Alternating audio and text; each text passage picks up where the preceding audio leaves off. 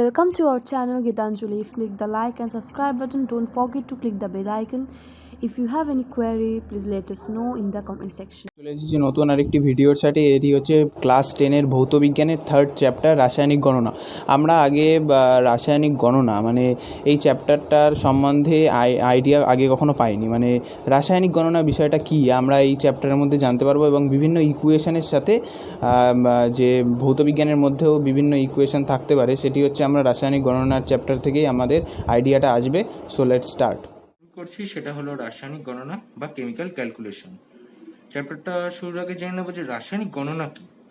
রাসায়নিক গণনা হলো এমন একটা পদ্ধতি যার মাধ্যমে রাসায়নিক বিক্রিয়ার সমীকরণে কোনো পদার্থের ভর, আয়তন, বাষ্প ঘনত্ব এই জিনিসগুলোকে আমরা খুব সহজে বের করতে পারি বা জানতে পারি। এবারে আমি বললাম যে রাসায়নিক বিক্রিয়া সমীকরণ, তাহলে সেইটা কি জানতে হবে? রাসায়নিক প্রথমে জেনে নেব রাসায়নিক বিক্রিয়া কি। রাসায়নিক বিক্রিয়া, ধরা যাক আমি একটা নির্দিষ্ট ধর্মযুক্ত পদার্থ এ নিলাম আর একটা আলাদা ধর্মযুক্ত পদার্থ বি নিলাম। এই দুটোর মধ্যে আমি বিক্রিয়া করলাম, বিক্রিয়া করে একটা নতুন ধর্মযুক্ত পদার্থ সি পেলাম। অথবা একটা নির্দিষ্ট ধর্মযুক্ত পদার্থ এ নিলাম, এটাকে ভেঙে বিক্রিয়া করে ভেঙে তৈরি হলো সি আর ডি, নতুন ধর্মযুক্ত দুটো পদার্থ। অর্থাৎ এই যে প্রক্রিয়ায় একটা পদার্থ ভেঙে গিয়ে সম্পূর্ণ পৃথক ধর্মযুক্ত একাধিক পদার্থ উৎপন্ন হয় বা একাধিক পদার্থ যুক্ত হয়ে একটা সম্পূর্ণ পৃথক ধর্মযুক্ত এক বা একাধিক পদার্থ উৎপন্ন হয়, সেই প্রক্রিয়াটাকে বলা হচ্ছে রাসায়নিক বিক্রিয়া। এখানে দেখতে পাচ্ছি এইটাকে, যেটা এই পাশেরটাকে বলা হয় হচ্ছে বিক্রিয়ক, আর যেটা তৈরি হলো সেটা হচ্ছে বিক্রিয়াজাত পদার্থ। বিক্রিয়াজাত পদার্থ, তাহলে এইটা হলো বিক্রিয়াজাত পদার্থ আর এইগুলো হলো বিক্রিয়ক। এবারে জানবো সেটা হলো রাসায়নিক সমীকরণ কি। একটা উদাহরণ নিলাম যে কার্বনকে অক্সিজেনে পোড়ানো হলে কার্বন ডাই অক্সাইড উৎপন্ন হয়, এটা তো আমরা জানি। এবার এইটাকে আমরা কিভাবে লিখবো? এটাকে আমরা প্রথমে কিভাবে লিখবো? কার্বনকে সি দিয়ে লিখি আর অক্সিজেনকে O2 দিয়ে লিখি। এই দুটো বিক্রিয়া করে তৈরি করলে হচ্ছে কার্বন ডাই অক্সাইড। অর্থাৎ কি দাঁড়ালো, এটা একটা রাসায়নিক বিক্রিয়া। তো এবার এই রাসায়নিক বিক্রিয়াটাকে আমি কিভাবে লিখলাম? এই শর্টে এইভাবে প্রকাশ করলাম, খুব ভালোভাবে বোঝা যাচ্ছে যে কার্বন আর অক্সিজেন বিক্রিয়া করে তৈরি করেছে CO2। তাহলে কি দাঁড়ালো, কোনো রাসায়নিক বিক্রিয়ার বিকারক ও বিক্রিয়াজাত পদার্থের অন্তর্গত পরমাণুগুলোর মধ্যে সমতা বজায় রেখে চিহ্ন আর সংকেতের সাহায্যে রাসায়নিক বিক্রিয়াটাকে সংক্ষেপে প্রকাশ করার পদ্ধতিকে রাসায়নিক সমীকরণ বলে। এখানে দেখা যাক কার্বন পরমাণু কটা রয়েছে? একটা। বিক্রিয়ার পরে কি দেখতে পাচ্ছি? কার্বন পরমাণু একটাই রয়েছে। অক্সিজেন কটা রয়েছে? দুটো। ওখানে কি দেখতে পাচ্ছি? দুটো। তার মানে এটা ব্যালেন্সড ইকুয়েশন, অর্থাৎ এখানে সমতা বিধান করার প্রয়োজন নেই, সমতা বিধান রয়েছে। এবার এইটাকেই বলা হচ্ছে রাসায়নিক সমীকরণ। এবার রাসায়নিক সমীকরণের যদি একটা উদাহরণ নিই, আরেকটা ধরা যাক H2 আর Cl2 থেকে তৈরি হলো HCl, হাইড্রোক্লোরিক অ্যাসিড। এবারে দেখতে পাচ্ছি হাইড্রোজেন কিন্তু দুটো রয়েছে, ক্লোরিন দুটো। এখানে দেখতে পাচ্ছি হাইড্রোজেন একটা, ক্লোরিন একটা। তাহলে এটা কিন্তু রাসায়নিক সমীকরণ নয় যতক্ষণ না ব্যালেন্সড করবো। আমি এবার ব্যালেন্স করলে কি করব? এখানে 2 দেবো, 2 দিলে দেখা যাচ্ছে যে ব্যালেন্স হয়ে গেছে। এবার এটাকে বলতে পারছি যে এটা একটা রাসায়নিক সমীকরণ। এবারে যেটা জানবো সেটা হলো ভন নিত্যতা সূত্র। 1774 খ্রিস্টাব্দে বিজ্ঞানী ল্যাভয়েশিয়ে 1774 খ্রিস্টাব্দে বিজ্ঞানী ল্যাভয়েশিয়ে এই সূত্রটা দিয়েছিলেন। সূত্রে কি বলা হয়েছে? যে কোনো রাসায়নিক বিক্রিয়ার উৎপন্ন পদার্থ সমূহের মোট ভর বিকারক পদার্থ সমূহের মোট ভরের সমান হয়। বিক্রিয়ার ফলে মোট ভরের কোনো পরিবর্তন হয় না। অর্থাৎ যদি ওই আগের উদাহরণটাই নিই, A+B থেকে C তৈরি হলো, তাহলে কি দাঁড়ালো? এদের যে মোট ভরের সমষ্টি, এর যে টোটাল ভর, সেটা সবসময় C এর ভরের সঙ্গে কিন্তু সমান হতে হবে সবসময়। ধর যাক এটার ভর হলো 5, এটার ভর হলো 10, তাহলে C এর ভর কিন্তু সবসময় 15 হতে হবে এই সূত্র অনুসারে। এবারে মৌলের আপেক্ষিক পারমাণবিক ভর কিন্তু ধ্রুবক, কাজেই তাহলে কি হলো বিক্রিয়ার আগে পরমাণুগুলোর মোট সংখ্যা বিক্রিয়ার পরে পরমাণুগুলোর মোট সংখ্যার সমান হয়। তাই রাসায়নিক বিক্রিয়ার উভয় দিকের মধ্যে সমতা বিধান করা হয়, অর্থাৎ সমতাযুক্ত সমীকরণের উভয় দিকে ভরের পরিমাণ কিন্তু সমান থাকে। যে কোনো রাসায়নিক বিক্রিয়ায় তাপশক্তি উৎপন্ন হয় বা শোষিত হয়। আইনস্টাইনের আপেক্ষিক তত্ত্ব অনুযায়ী ভর আর শক্তি সমতুল্য। এম পরিমাণ ভর যদি সম্পূর্ণরূপে ই পরিমাণ শক্তিতে রূপান্তরিত হয় তাহলে ইজিক্যাল টু এমসি স্কোয়ার, এটা জানি, যেখানে সি হলো শূন্য মাধ্যমে আলোর বেগ। অর্থাৎ তাহলে কি হলো, প্রত্যেক রাসায়নিক বিক্রিয়ায় অতি সামান্য পরিমাণ হলেও ভরের পরিবর্তন ঘটে, কিন্তু এই পরিবর্তন এতই কম যে সেটা পরিমাপযোগ্য নয়। চলে এলাম, সেটা হলো বাষ্প ঘনত্ব। বাষ্প ঘনত্ব হলো যে কোনো উষ্ণতায় ও চাপে যে কোনো আয়তনে গ্যাসের ভর বাই একই উষ্ণতায় ও চাপে সম আয়তন হাইড্রোজেনের ভর। অর্থাৎ একই উষ্ণতা ও চাপে নির্দিষ্ট আয়তনের গ্যাস সম আয়তন হাইড্রোজেনের তুলনায় যত গুণ ভারী সেই তুলনামূলক সংখ্যাকে ওই গ্যাসের বাষ্প ঘনত্ব বলে। আরেকটা যে সূত্র যেটা আমাদের অঙ্কে লাগবে সেটা হলো আণবিক ভর m ইজিক্যাল টু 2 ইন্টু বাষ্প ঘনত্ব। বাষ্প ঘনত্বকে আমরা ডি দিয়ে ডিনোট করি, অর্থাৎ m ইজিক্যাল টু 2d। এই ফর্মুলাটা আমাদের অঙ্ক করতে লাগবে। সরাসরি অঙ্কে চলে এলাম। এখানে মাধ্যমিক 1993-তে যে অঙ্কটা আছে সেটা দেখতে পাচ্ছি। রয়েছে 22 গ্রাম CO2 প্রস্তুত করতে কত গ্রাম CaCO3 কে লঘু HCl এর সঙ্গে বিক্রিয়া করাতে হবে।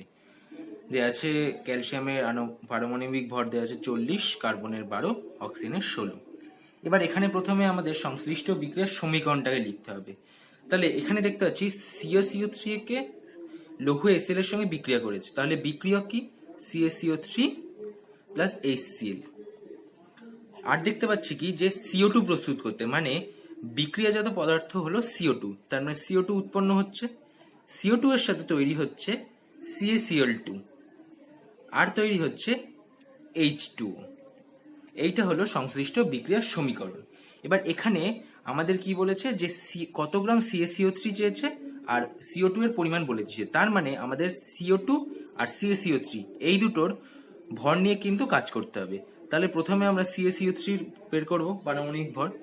কি পাচ্ছি, ক্যালসিয়ামের হচ্ছে 40, কার্বনের হচ্ছে 12 আর হচ্ছে অক্সিজেনের হচ্ছে 16, তিনটে রয়েছে তাই ইন্টু 3 কত পাচ্ছি 16, 12, 52, 48, 100 গ্রাম। আর CO2 হচ্ছে 12 প্লাস দিয়ে 16 ইন্টু 2 কত পাচ্ছি 44 গ্রাম। তাহলে কি হলো 44 গ্রাম কার্বন ডাই অক্সাইড প্রস্তুত করতে 100 গ্রাম CO3 প্রয়োজন হচ্ছে। তাহলে 44 গ্রাম CO2 প্রস্তুত করতে 100 গ্রাম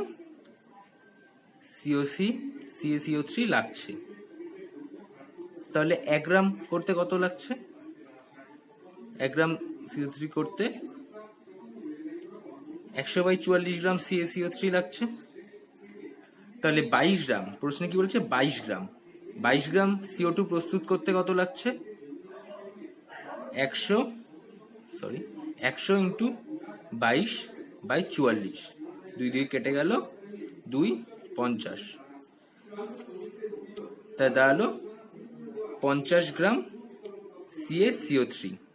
তাহলে উত্তর কি পেলাম, 22 গ্রাম CO2 প্রস্তুত করতে 50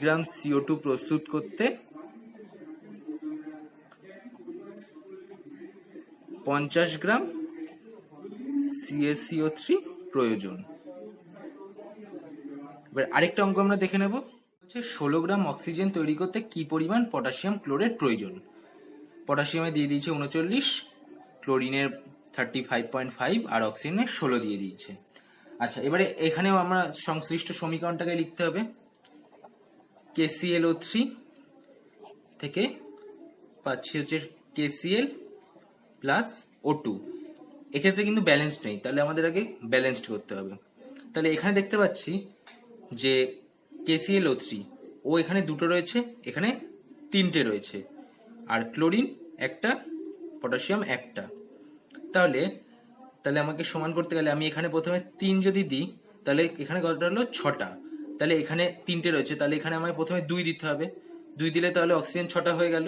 তাহলে এখানে 2 দিলে, তাহলে এখানে 2 দিলাম, তাহলে KCl এর পরিমাণটাও সমান হয়ে গেল, এখানে ব্যালেন্সড হয়ে গেল। এবার এক্ষেত্রে কি, এক্ষেত্রে একটা অনুঘটক থাকে, সেটা হলো MnO2, যেটা অনুঘটকের তো পরিবর্তন হয় না, সেটা তো আমরা জানি, লিখে দিলাম। এবারে কি বলছে যে 16 গ্রাম অক্সিজেন তৈরি করতে, তাহলে আমরা প্রথমে এটার ভরটা বের করব। প্রথমে 2 তো গুণ রয়েছে, পটাশিয়ামের কত 39, যোগ দিয়ে ক্লোরিনে 35.5, যোগ দিয়ে 16 ইন্টু 3, তাহলে কত পেলাম 2 ইন্টু দিয়ে 122.5, 245। আর এখানে কি বের করতে হবে, এখানে শুধু অক্সিজেনেরটা বের করতে হবে। আমরা অক্সিজেনেরটা বের করে নিচ্ছি। 3 ইন্টু 16 ইন্টু 2, দুটো রয়েছে, তাহলে পাচ্ছি যে 96 গ্রাম। এবারে সরাসরি হচ্ছে ঐকিক নিয়ম, 96 গ্রাম অক্সিজেন তৈরি করতে কত লাগছে, 245 গ্রাম পটাশিয়াম ক্লোরেট। ঠিক আছে, তাহলে 1 গ্রাম করতে কত লাগছে, 1 গ্রাম অক্সিজেনে তাহলে লাগছে 245/96 গ্রাম KClO3। তাহলে প্রশ্ন বলছে 16 গ্রাম, 16 গ্রাম অক্সিজেন তৈরি করতে কত লাগবে, 245 ইন্টু 16/96। এটাকে হিসাব করব, হিসাব করে দাঁড়ালো 40.33 গ্রাম। অর্থাৎ তাহলে কি হলো, পটাশিয়াম ক্লোরেটের কতটা লাগছে, তাহলে 40.33 গ্রাম KClO3 প্রয়োজন। সেটা হলো বলছে STP তে 11.2 লিটার NH3 তৈরি করার জন্য কি পরিমাণ NH4Cl এর সঙ্গে চুন মিশিয়ে উত্তপ্ত করতে হবে। পারমাণবিক ভরগুলো দেওয়া রয়েছে। এবার সংশ্লিষ্ট সমীকরণটা প্রথমে লিখব, NH4Cl প্লাস CaOH হোল 2, এটা হলো চুন, এটা হলো চুন, কিন্তু এখান থেকে কি তৈরি হলো, CaCl2 NH3, আর তৈরি হয় হচ্ছে জল। এবার এটাকে ব্যালেন্স করতে হবে। ব্যালেন্স কিভাবে করব, দেখতে পাচ্ছি যে ক্লোরিন দুটো রয়েছে, তার মানে এই পাশে ক্লোরিন একটা রয়েছে, তাহলে প্রথমে 2 দিয়ে দিলাম। 2 দিলে নাইট্রোজেন দুটো হয়ে গেল, এখানে একটা, তাহলে এখানেও 2 দিয়ে দিলাম। এবারে কি দেখতে পাচ্ছি, এখানে হচ্ছে হাইড্রোজেন হয়ে গেল 8টা, আর এই পাশে এখান দিয়ে দুটো হাইড্রোজেন, 8টা আর দুটো কটা, দুটো 10টা হলো। আর এইখানে হাইড্রোজেন আছে হচ্ছে 3 দুগুণে 6, 6 আর 2 8টা, তার মানে দুটো কম আছে, তাহলে এখানে 2 দেব, 2 দিলাম।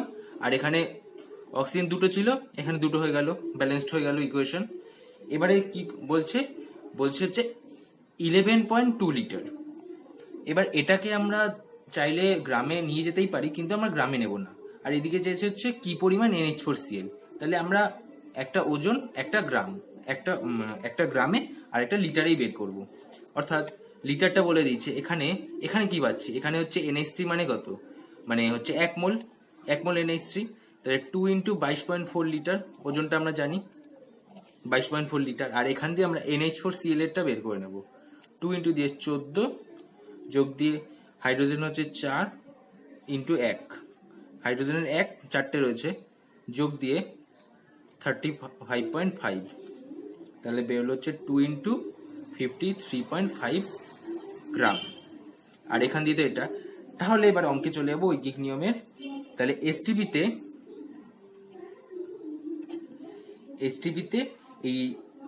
এই পরিমাণ NH3 তৈরি করতে এত গ্রাম NH4Cl লাগছে, তাহলে লিখবো 2 ইন্টু 22.4 লিটার NH3 তৈরি করতে কতটা লাগছে, 2 ইন্টু 53.5 গ্রাম NH4Cl লাগছে।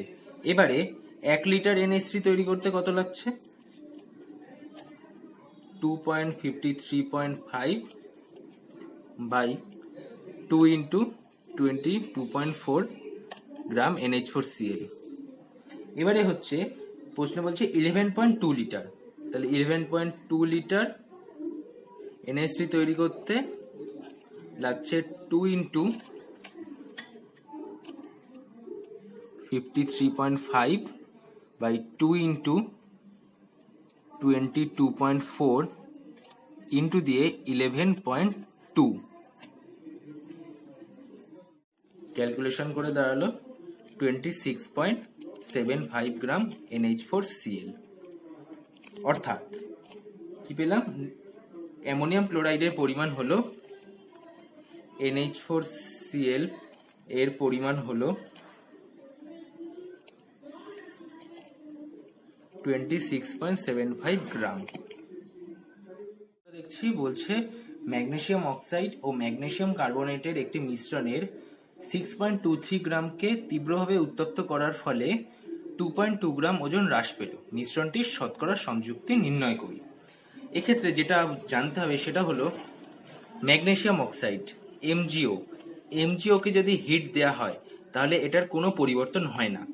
তাহলে কি দাঁড়ালো, একমাত্র তাহলে ম্যাগনেসিয়াম কার্বনেট ছিল, ম্যাগনেসিয়াম কার্বনেটেরই উত্তপ্ত করার ফলে ভেঙে গিয়ে কিছু তৈরি হয়েছে, যার ফলে ওজনটা হ্রাস পেয়েছে। এবার হচ্ছে ম্যাগনেসিয়াম কার্বনেটকে হিট দেওয়ার ফলে তৈরি হচ্ছে MgO প্লাস CO2। এবারে কি বলছে যে 2.2 গ্রাম ওজন হ্রাস পেল, অর্থাৎ ওজন হ্রাস পেল মানে কি, যে গ্যাস উৎপন্ন হলো সেইটা হচ্ছে ওজনের মধ্যে পড়ে না, সেইটাই হচ্ছে মানে সেই পরিমাণটাকেই বোঝাচ্ছে, অর্থাৎ এই CO2-র পরিমাণটাকে বোঝাচ্ছে হচ্ছে 2.2 গ্রাম। কারণ এইটার তো ওজন হ্রাস পেতে পারে না, হ্রাস পেলে এই CO2 এই ওজনটাই হ্রাস পাচ্ছে। অর্থাৎ তাহলে কি পাচ্ছি, তাহলে আমি হিসাবটা করব। এটা পাচ্ছি হচ্ছে 24 যোগ 12 যোগ দিয়ে 3 ইন্টু 16, এটা পেলাম হচ্ছে 84 গ্রাম। আর এটার হচ্ছে পারমাণবিক ভর হচ্ছে 44। তাহলে 44 গ্রাম CO2 নির্গত হয় কত থেকে, 84 গ্রাম MgCO3 থেকে। তাহলে 1 গ্রাম CO2 তৈরি হয় কত থেকে, 84/44 গ্রাম MgCO3 থেকে। তাহলে কি বলছে প্রশ্নে, 2.2 গ্রাম CO2 উৎপন্ন হয়, 84 ইন্টু 2.2 বাই 44 গ্রাম CO3 থেকে। হিসাব করে পেলাম 4.2 গ্রাম MgCO3। এবারে তাহলে কি পাচ্ছি, ওই যে মিশ্রণটিতে MgCO3 এর পরিমাণ কত ছিল, 4.2 গ্রাম। তাহলে MgCO3 এর শতকরা পরিমাণটা বের করতে পারবো। তাহলে শতকরা পরিমাণ 6.23 এর মধ্যে 4.2 ইন্টু দিয়ে 100, হিসাব করে বেরোলো 67.42%। আর তাহলে Mg এর পরিমাণটা কত, অর্থাৎ ম্যাগনেসিয়াম অক্সাইডের শতকরা পরিমাণ হবে, দাঁড়াবে 100 মাইনাস 67.42, পেলাম হচ্ছে 32.58%। এই দাঁড়ালো অঙ্ক। ফ্রেন্ডস, আজকে এই অবধি। তোমরা এই চ্যাপ্টারটা ভালোভাবে রিড করতে থাকো। আর কোনো রকমের যদি সমস্যা থাকে বা কোশ্চেন থাকে তোমরা কমেন্ট সেকশানে সেই কোশ্চেনটাকে সেন্ড করবে, আমরা ওর উত্তরটা তোমাদের পাঠিয়ে দেবো।